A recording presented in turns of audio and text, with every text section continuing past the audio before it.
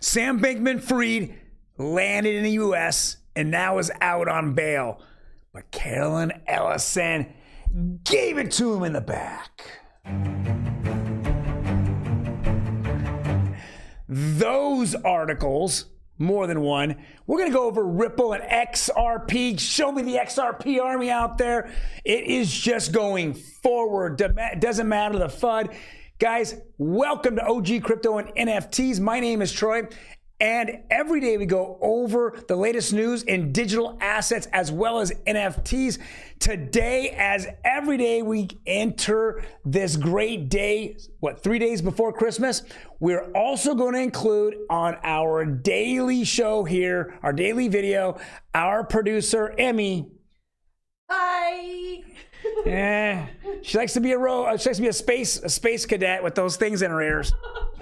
But before we jump into it, do me a favor, hit that subscribe button. Guys, there's so much news today. Let's get right down to it. FTX today, or Sam Bankman-Fried, founder of FTX, to be released for $250 million bail. Will live with parents. So he has to go to California. He has to live in the parents' house.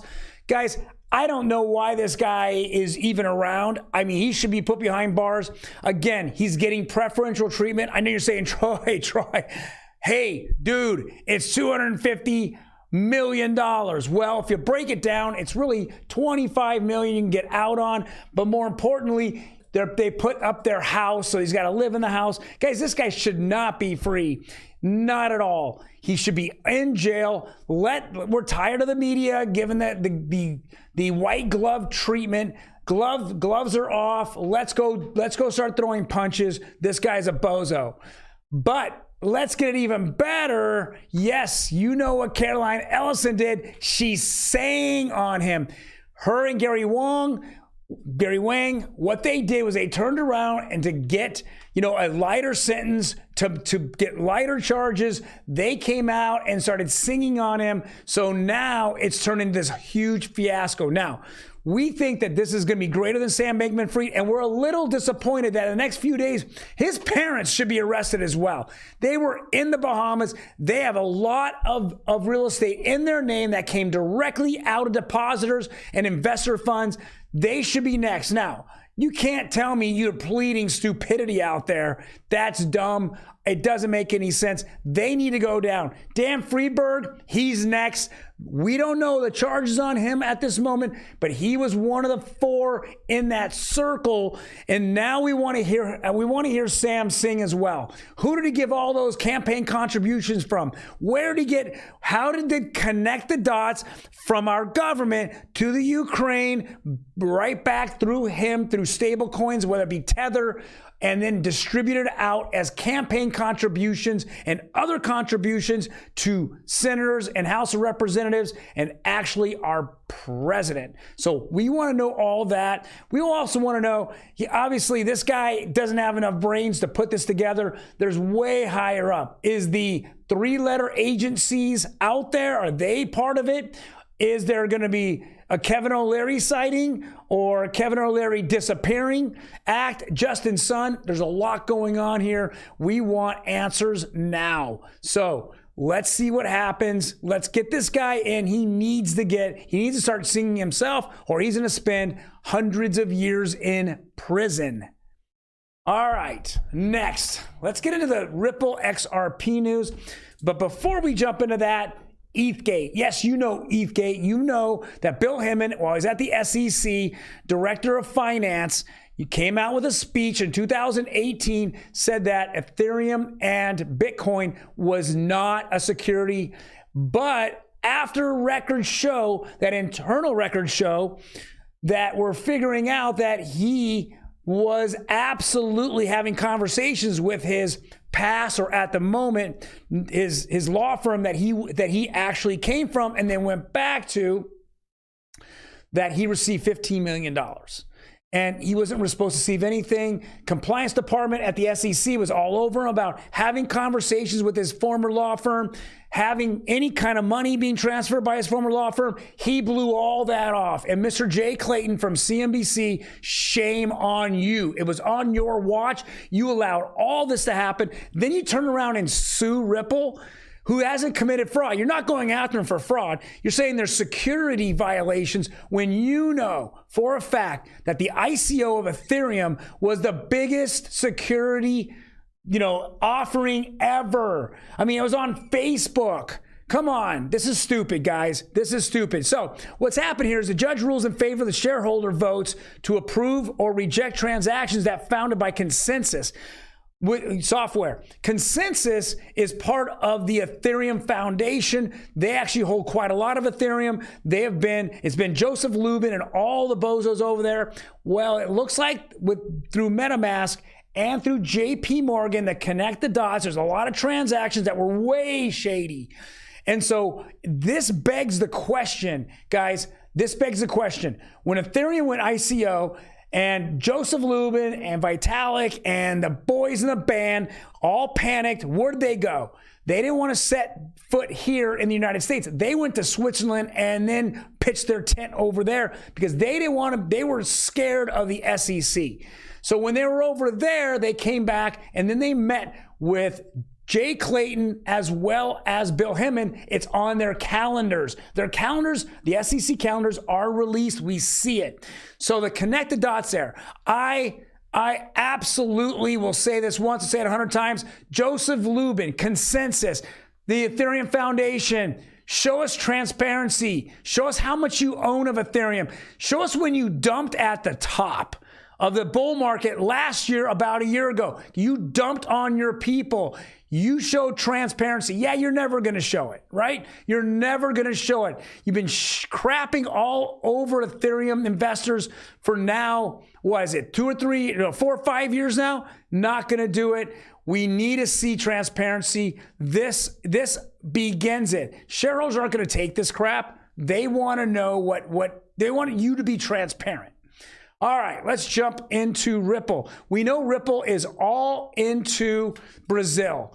And it looks like MoneyGram, who had a relationship with them about 3 or 4 years ago, they tested out the XRP ledger, XLPL, and it looks like they tested out the ODL. They only did 10 test trials, and then they suddenly didn't want to do anything. And as Ripple, the lawsuit began, they kind of backed away and decided, hey, let's go to XLM or Stellar. So they decided to go that route. But guess what? Guess who's back? MoneyGram. They went to Brazil and they're realizing that the partnerships they're making in Brazil all are dealing with Ripple, XRPL, and the ODL, on-demand liquidity. And now MoneyGram is coming out saying, well, we're going to look back at that particular relationship because it's so much more fruitful than a stellar relationship with USDC. It doesn't make any sense. This is instant cross-border transactions at less than a penny. Come on, MoneyGram. If you get on board on this, you'll take your competitors completely out. They're either going to jump on board with you or they're going to be lost. You know it, I know it, everybody knows it. So what are you going to do, MoneyGram? What are you going to do? We already know that the largest bank in Brazil already is using on-demand liquidity at XRPL. We know that the central bank has met with Ripple as well. CBDC? All right, guys, I'm going to move on. Let's bring in the lovely Emi, the producer. How are you doing, Emi? I'm great. How are you? I am doing fantastic. You are the keeper, you're the keeper of Blue Chip Roundup that you guys can see tomorrow on our other social media platforms. You'll be able to see it on TikTok, Instagram, Shorts. And Shorts here as well. Well, one of those communities is the one we're going to talk about today. Yeah, so Azuki is on our Blue Chip Roundup. It's been on our Blue Chip Roundup ever since its inception. This is really cool because Azuki launches festive hats and sweaters for holders. So I think we're going to see more of a rise of like holiday or seasonal utility. May not be a reason that you initially purchase one of these blue chip NFTs, but if you're a holder and all of a sudden this really cool utility comes out for a seasonal thing, I think it's fun. It's very festive, and I think it's cool. If I was a holder of an Azuki NFT and all of a sudden it was able to have a sweater and a hat, I would be stoked. Yeah, and this is Azuki is considered the best anime NFT out there. I know there's a couple of us here that think differently of that, but it by far is the most popular and by far is the highest priced. Yes. We love Azuki art. I love anime. I think Azuki's rad. I think all the different things they're doing is very interesting. When it comes to utility, they released jewelry. They released a golden skateboard. Now they're releasing this. So I think Azuki is kind of ahead of the curve when it comes to having really specific utilities, and even this being like a surprise one for holders. Yeah. Very cool. We like this. Very cool. Okie dokie. And our next one, can you read the headline for me? Mozilla goes all in on the metaverse with active replica acquisition. Okay, so Mozilla is the nonprofit side of Firefox, the web browser. And they want to do a web-based metaverse. That's why them acquiring the active replica is such a big headline. Okay. Yeah, so this is interesting for sure. And it definitely shows that even big brands like Firefox, who became popular in a time way before Web3, are very interested in the Web3 space. So this is cool. There's specifically 2 developers behind Active Replica that have done a lot for Web3 and specifically metaverse projects. So I'm curious to see how this is going to keep unfolding and exactly what they're going to do to make their metaverse different or unique to them and stuff like that. Mozilla specifically, like I said, they're a nonprofit. They do accept donations, and their whole mission is to make a better, more accessible web for everyone. Awesome. I mean, we keep saying it every day. Adoption just keeps happening, right? Over and over and over. It just doesn't stop, right? Ever. It really doesn't stop. Yeah, it doesn't stop at all. It doesn't stop at all. Well, guys, thank you very much for joining us. I know we're about 3 days away from Christmas holidays. If you guys don't catch us tomorrow, Merry Christmas. Otherwise, catch us tomorrow. We're going to talk about Jimmy the monkey. Yeah, Jimmy the monkey.